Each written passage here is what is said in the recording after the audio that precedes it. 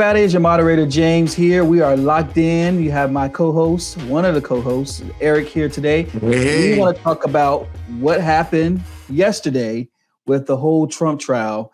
And I can tell you, we know if you've been watching the show for a couple of months now, you know that our resident Dr. Eric, he is definitely big on politics, should I say? slightly. Slightly, not Yeah. from what I see. You know, he can get into that all day long, and it's a good thing because we want to hear his perspective on things. And so I would just say this here: if you guys are just new to what's going on, let's put this up here right now. Um, we're definitely locked into politics, uh, but the former President Trump was found guilty of 34 counts of falsifying Oh, business records in the hush money trial. He's the first former American president to be convicted of such a crime. And it happened Thursday with a New York jury. They found him guilty of all those 34 charges in the 2016 election. And it all stemmed from Stormy Daniels, if you guys know about her, the porn star that allegedly or supposedly, I guess we can say it actually happened. They had an affair. mhm. And so he's trying to hush that up. And so with all that said, wow, the first president of the United States of America that's a convicted, I'm saying convicted felon. Can you Yes, believe it? I think absolutely. the biggest question I have for you, man, the biggest question is, it is said that he can still run for president. Oh, absolutely. That's the craziest thing because there Absolutely. are people that can't even vote that have felons. So what's up with that? What's your thoughts on the whole thing? And it's interesting because I was listening to CNN when it first happened, and when the charges first came out, or when the verdict first came out, and they were saying, of course, he lives in Mar-a-Lago, which is in Florida, and they were saying that in Florida, if you have a felony, you can't vote. But if you live in New York and have a felony, you can vote. And so that leads you to look into like different states, federal government or voting rights and those type of things. A lot of those are left up to the states, even when the stuff goes to the Supreme Court for different type of crimes or different type of cases. The Supreme Court generally defers to the lower court, which is also rendered back to the state court. So it's actually left up to the state. So yeah, it's a very interesting thing. And then a lot of the different news media outlets were talking about, if a normal person like you or I had 34 felony accounts, what would happen to us? So of course we know that the sentencing day is July 11th. It's July 11th, and so that's when we will actually found out. And so one of the unique things that came up is that his attorney, that was one of the lead, I guess, the lead prosecution witnesses that kind of led to his convictions. They were saying that he was charged with the same charges that Trump is being charged with. Wow. And so he Interesting. served 3 years in prison and was fined $50,000. So everybody's trying to figure out, how is Trump going to escape? Let's say at And I least think the statute is up to 4 years, right? And then 4 years fine. per charge. Yeah, 4 years per charge. Yes, absolutely. How Yeah, does that look if he gets convicted and he's in prison and he's still running for he can still run for office? You're talking about absolutely. history been made But and I, everything, man. but a lot That's of the, crazy. like, so they've been talking. So I've been listening to a lot of presidential historians and those type of things. And one of the things that they're saying, one of my favorite, I cannot remember her name right off, but she's saying that the goal would be for President Trump to get in office so he can pardon himself. Wow. Yeah, yeah. And right now, he's leading in the polls, and a Hmm. lot of polls going across they're looking at. And one of the things that Yeah. very unique, and I didn't think about it this way until I listened to it earlier today, and they were saying that the black male vote, or the black male audience for his election bid has increased. And they were saying it has increased because he just recently did a rally in the Bronx, New York, which is Hmm. somewhere he would never win. He would never win the Bronx, but he did the rally in the Bronx because he was trying to trying to capture black and brown audience, right? And so what he's doing is he is appealing to the black male because he's saying, "Hey, Hmm. I was done wrong. I've been done with injustice. You've been done wrong. You've had injustice done to you. I'm just like you. I gotta say, And, this is a smart man. and so he's appealing to young African American males. Now, black women doesn't have a chance. Doesn't have a chance. They're not buying what he's It's selling not whatsoever. happening. They're not buying what he's selling whatsoever. But his percentage in the recent poll shows that he is increasing his lead with young black males who felt like they've been done wrong by the justice system. And I must say, you can say what you want about Trump. You may not want to vote for him or anything, but the guy is smart. I got to Oh, give yeah. it to him. He's He's very strategic. strategic. He He's will take strategic. everything. Now, this verdict here is actually, I feel the verdict is in his favor. I mean, even if he was guilty or not guilty, he was going to ponder, he's going to do what he got to do. He's going to find a way to spin it in He's his going to favor. find a way. And he's already spent it. Absolutely. As a matter of fact, I want you to take a look at, we've already seen it, of course, but I want you guys to take a look at this. After the verdict, this is what he had to say. A disgrace. They wouldn't give us a venue change. We were at 5% or 6% in this district, in this area. This was a rigged, disgraceful trial. But the real verdict is going to be November 5th by the people. And they know what happened here, and everybody knows what happened here. You have a Soros-backed DA and the whole thing. We didn't do a thing wrong. I'm a very innocent man, and it's okay. I'm fighting for our country. I'm fighting for our Constitution.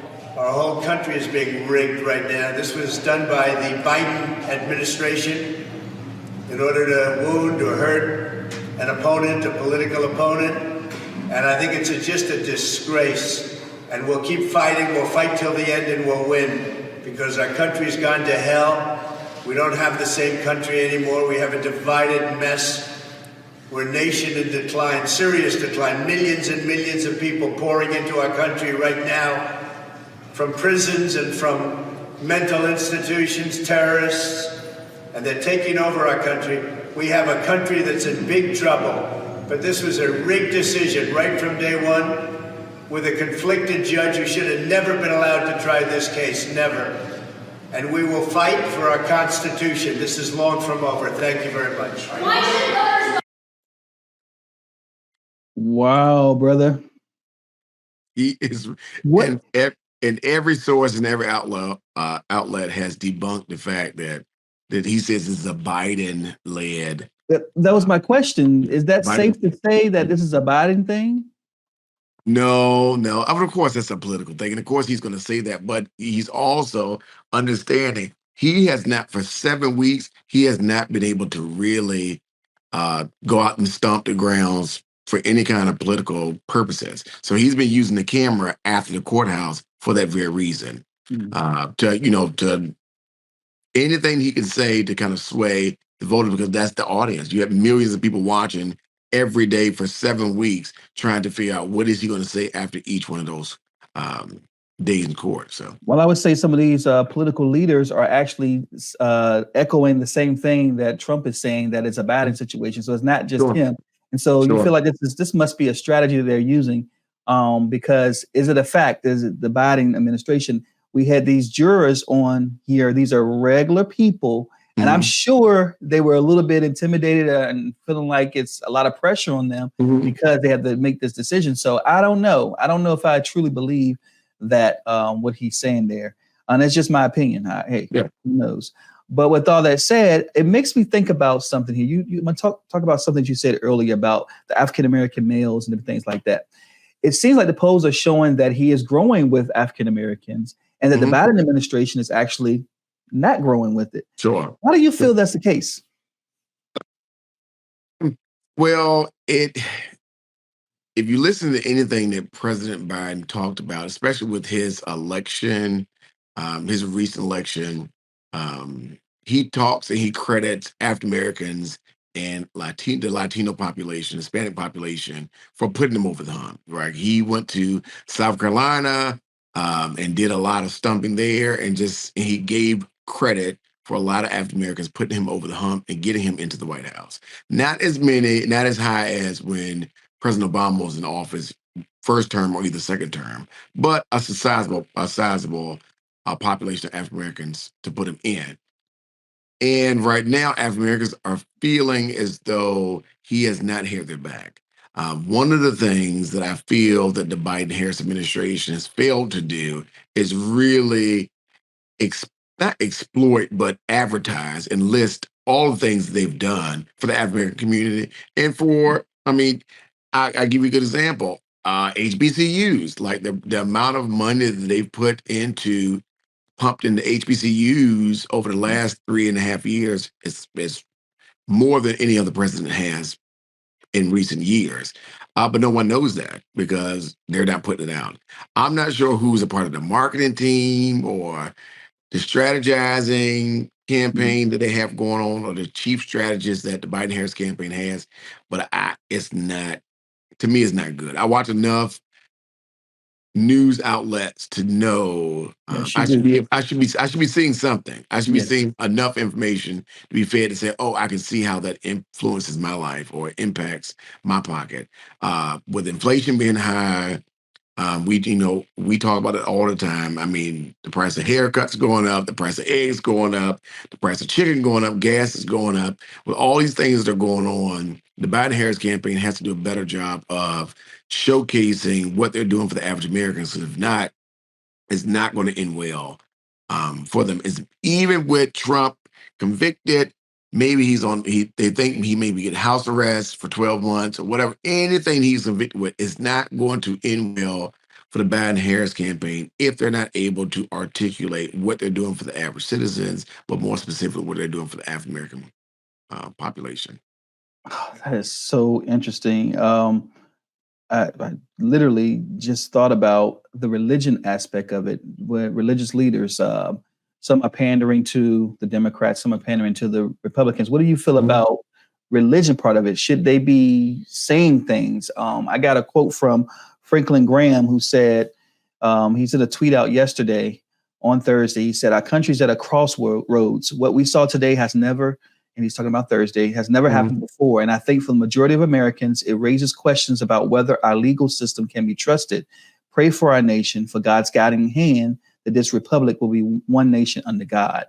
Now, this Mhm. is from a religious leader, and then we have Mhm. this from other religious leaders. Do you think that's we should be doing that in the religious sector when it comes to politics? Well, one of in the African American community, our pastors and our bishops, and those people in the pulpit are some of the most trusted people Yeah. in our circle, especially in the African American community. So, and of course, it's against the law to be in the pulpit and talk about political affiliations and give endorsements and those type of things. However, when you're outside of the pulpit, Okay. you're able to do He's so. outside of the pulpit. Okay. And so I do think it is one of the things that I like that my former pastor would do is that he never told us who to vote for, but he also laid out the facts. So he was a fact finder, and he also liked to debunk rumors for us. And so it was always get out to vote because that is important. And a lot of people, as a little caveat, are are saying, either they have the choice they're not excited about Biden or Trump Yeah. running. And so they're saying either I'm going to stay at home or I am going to write someone in. And I think the Biden Harris campaign, not only with like the religious population or or religious leaders going out, they have a huge problem is mainly with the couch. Like who's going to not show up? And I think that's what the Democrats are going to have a problem with coming up because a lot of people are saying I'm not voting. So Now, I think the couch is the biggest competition for the Biden Harris company. okay, you say that. Now we know Charlemagne the God was on some of these. He was promoting his book and he talked about the whole Biden and Trump situation. Now, I don't know if you know this, but he said that he does not endorse Biden, but he will vote for him because of the best of all Mhm. evils, or whatever.